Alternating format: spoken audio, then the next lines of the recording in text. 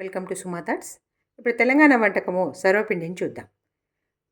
దీనికి కావాల్సిన పదార్థాలు: ఫస్ట్ పచ్చిమిరపకాయలను ఉప్పులో నానేసుకొని మంచిగా శుభ్రంగా కడిగి తీసుకోవాలి. ఒక 20 గాల కారానికి సరిపడా. ఒక 3 ఉల్లిపాయలు తీసుకుంటున్నాను. ఒక 2 ఎల్లిపాయలు ఒలిచి పెట్టుకున్నాను. జీలకర్ర. వీటన్నిటినీ చక్కగా ఉప్పేసి పేస్ట్ చేసుకోవాలి.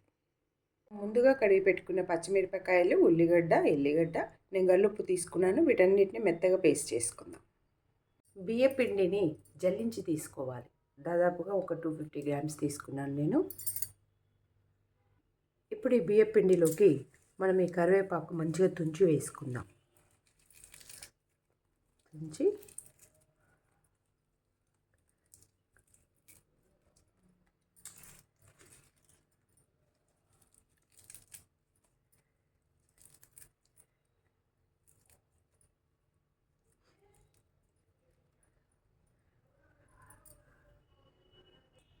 ఇప్పుడు కొత్తిమీర చిన్న చిన్నగా కట్ చేసి వేసుకుందాం. కొత్తిమీర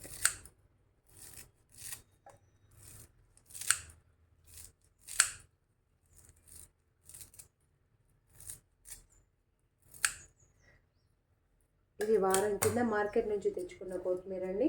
నేను ఇట్లా ఎయిర్ టైట్ బాక్స్లో మంచిగా చుంచి పెట్టుకున్నాను. చూడండి, ఇది ఇప్పటికీ ఫ్రెష్గా ఉంది. ఇట్లా చుంచి పెట్టుకొని ఫ్రిడ్జ్లో పెట్టుకుంటే ఫ్రెష్గా ఉంటుంది. ఎన్ని రోజులైనా ఒక 10 రోజుల వరకు మీరు తెచ్చినట్టుగా ఉంటుంది. కాకపోతే ఎయిర్ టైట్ బాక్స్లో పెట్టుకోవాలి మనం.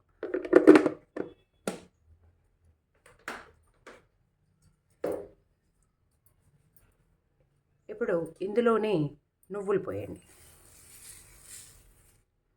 నువ్వులు మనం ముందుగా పేస్ట్ చేసుకున్న ఈ పేస్ట్ ఇదంతా వేసి బాగా కలపాలి. చూడండి, ఇదంతా మంచిగా మిక్స్ చేయాలి. ఫస్ట్ ఇదంతా కలిసేటట్టు పిండిలో మిక్స్ చేసుకోండి. ఈ విధంగా మొత్తం కలుపుకొని కొన్ని నీళ్లు పోసుకొని ముద్ద చేసుకోవాలి. ఇందులో చాలామంది ఉల్లిపాయలు తరిగి వేసుకుంటారు. మీకు కావాలంటే ఉల్లిగడ్డ టేస్ట్ నచ్చితే వేసుకోండి. నాకు సొరపిండి కారంగా ఉంటేనే నచ్చుతుంది. ఉల్లిగడ్డ వేస్తే కొంచెం కారం తగ్గుతుంది, తీయగా వస్తుంది. ఉల్లిగడ్డ నచ్చిన వాళ్ళు ఇందులో తరుక్కొని వేసుకుంటే బాగుంటుంది. కొద్దిగా వాటర్ పోసుకుంటూ తడుపుకోండి. ఇందులో ముద్దయ్యేంత వరకు తడుపుకోవాలి. ఈ కన్సిస్టెన్సీతో ముద్ద కలుపుకుంటే సరిపోతుందండి. ఇలా కలుపుకోవాలి. ఇట్లా ముద్ద కలుపుకున్న తర్వాత ఇప్పుడు దీన్ని గిన్నెకు పెట్టుకోవాలండి. ఇలాంటి ఒక మందపాటి గిన్నె తీసుకోండి. మందపాటి గిన్నెలో ఆయిల్ పోసుకుంటూ ఒత్తుకోవాలి. ఇప్పుడు కాసింత ఆయిల్ పోసుకుందాం. బయట దొరికే సర్వపిండిలో బాగా ఆయిల్ పోస్తారండి. ఇది అవసరం లేదు.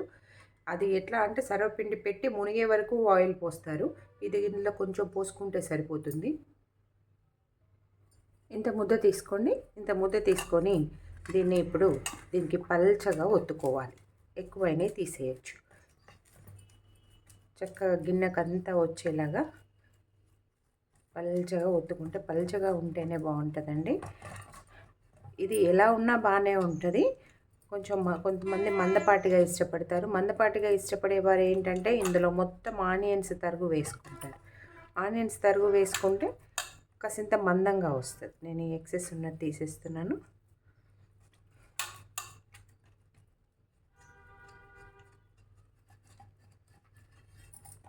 గిన్నెను తిప్పుకుంటూ ఇట్లా ఒత్తుకోవాలి.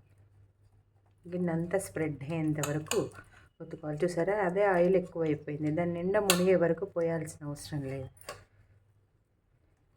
ఈ అంచులు కొంచెం మందంగా ఉంటే తీసేయండి. ఇదంతా ఇటు స్ప్రెడ్ చేసేసేయండి.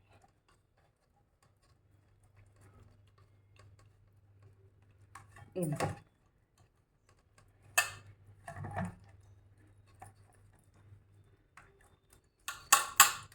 ఈ విధంగా పల్చగా ఒత్తుకొని మధ్యలో ఇట్లా వాట్లు పెట్టుకుంటే ఈ ఆయిల్ ఇందులోకి చేరి మంచిగా కాలుతుందండి.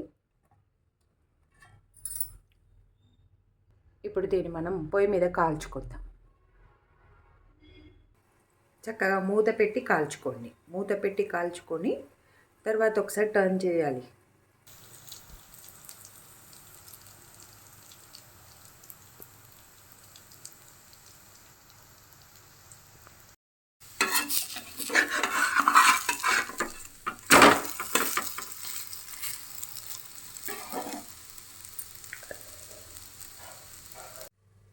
చూడండి, తెలంగాణ స్పెషల్ సర్వపిండి రెడీ అయిపోయింది. ఇది కొంచెం గట్టి గట్టిగా మెత్తగా చాలా బాగుంటుందండి. తింటే నోట్లో వేసుకుంటే కరిగిపోతుంది. Thank you.